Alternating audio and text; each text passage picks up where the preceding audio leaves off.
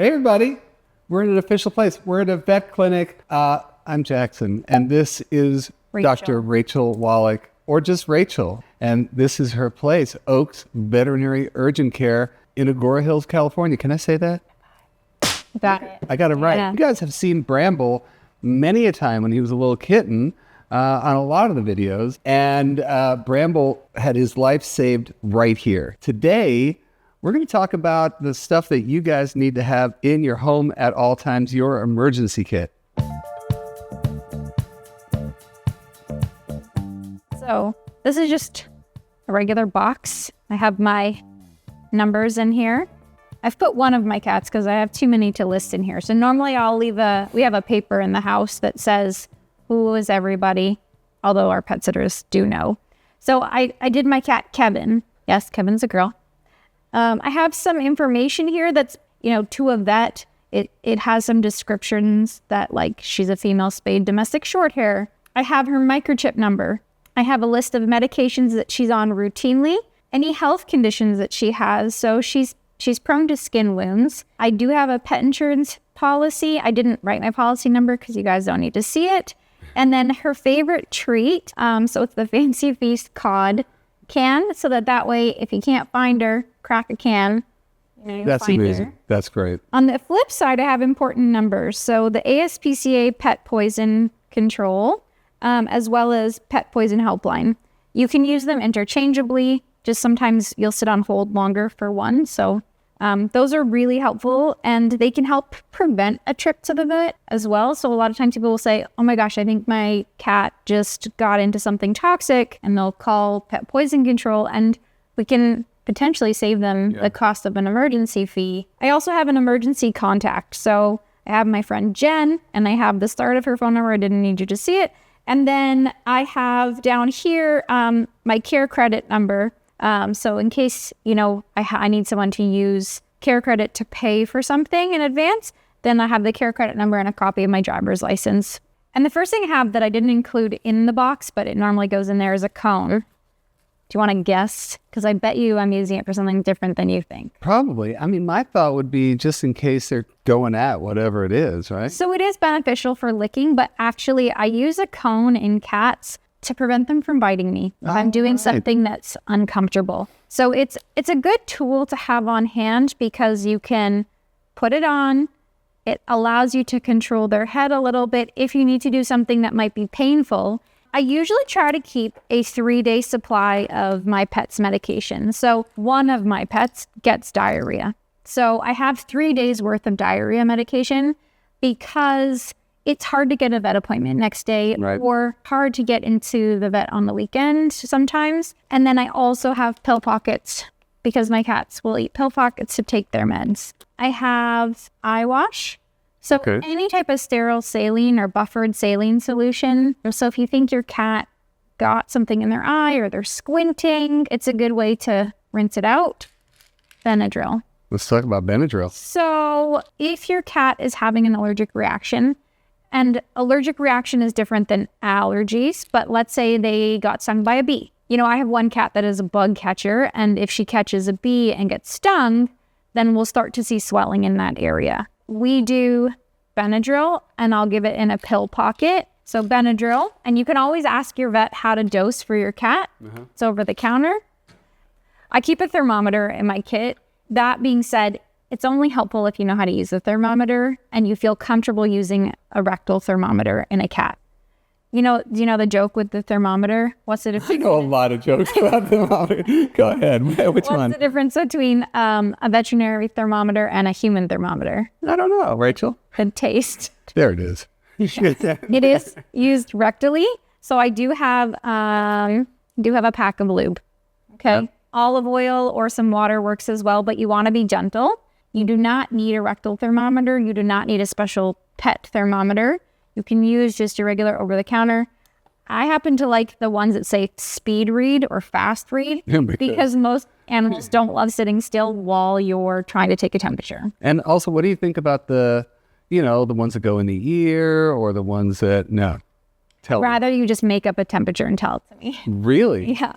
Because they're not accurate. You're not accurate. So I have people who are like, I took a temperature, it's 104, and they come in and I'm like, It's not even close. Yeah. So Which, don't get me wrong, I want you to err on the side of caution, but not if it means you're coming in unnecessarily or, or that's not accurate. So all the ones that just like I've seen the tape ones and just the stick in the air kind, and just you're better off just if you can do it biting the bullet. You can try doing an axillary, so in the armpit thermometer, and seeing what that is, and just making sure that if you're getting a high reading, if you're getting a reading that is anything concerning, you let the vet know that it was taken in the armpit. And just so everybody hears, normal body temp for a cat.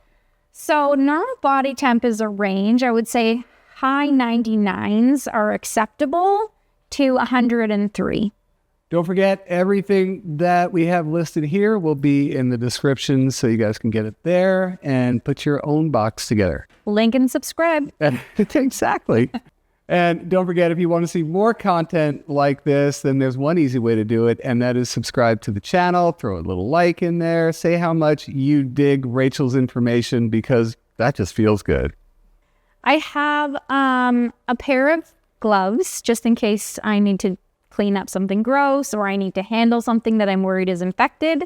I keep a set of mini clippers in here. These are beard trimmers. They're like less than $15 on Amazon. I keep them in here because let's say I think there's a wound or there's something matted or my animal got a burr in there for something and I need to gently clip away, then these are very quiet and they're also just useful to have. I have some antiseptic Betadine.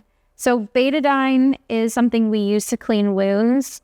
It does need to be diluted. So again, that's also where your sterile or your buffered eye wash comes in, is you can use that and mix it with your Betadine in order to get something that will clean a wound nicely. Now, that being said, this stuff does stain. And the other thing is it stings. Yeah. Be prepared that if you're going to put this in a painful spot, that they might react. Diluting it beforehand is something that you can do? Or? Yes, you can definitely dilute it beforehand. You can get a little bowl. I have these cool things in here. So these are actually little towelettes, and they're dehydrated. So just make sure you don't feed them to your pet. But you can wet one. So we'll run some. Ooh. No, it's fun. It's like those little animals that the little elephants in the pill. Yeah, but they don't sell those often now because kids will eat them as pills, so it's awful. So it comes a towelette, and then you can take your spray it. And then take a look, because you do have that staining thing, right? Yeah. Just so you don't get freaked out that it's going to look like that, and their skin is going to look like that. It's all good. And then apply it to your area. Drop a towelette in it. I should probably drop one in it and tilt it so you can watch it inflate.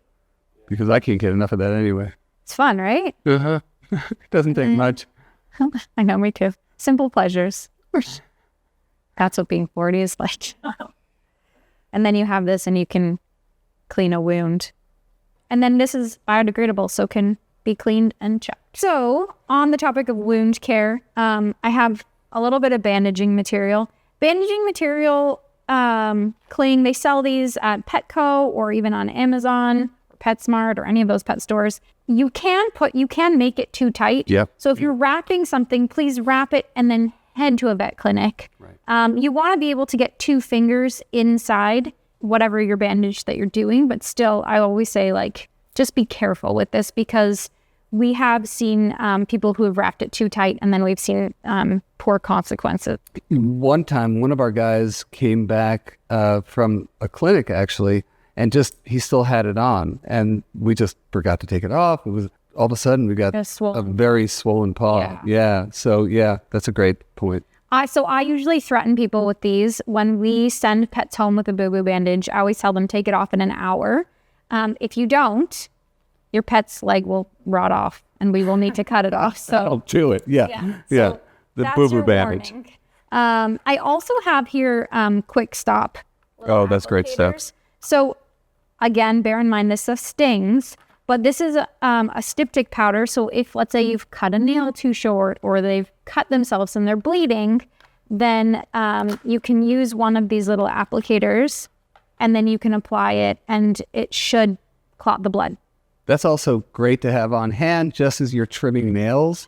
Believe me, more with the dogs than the cats because of the black nails, but I've done that a number of times in life, and those are great to have around. The other thing too is paw pad cuts. Those tend to bleed a lot. Yeah. And so cleaning it, applying this sort of styptic powder, styptic gel, and then putting a bandage on will help keep them comfortable, but also keep your car clean on the way to the vet. Yes, and keep you from freaking out.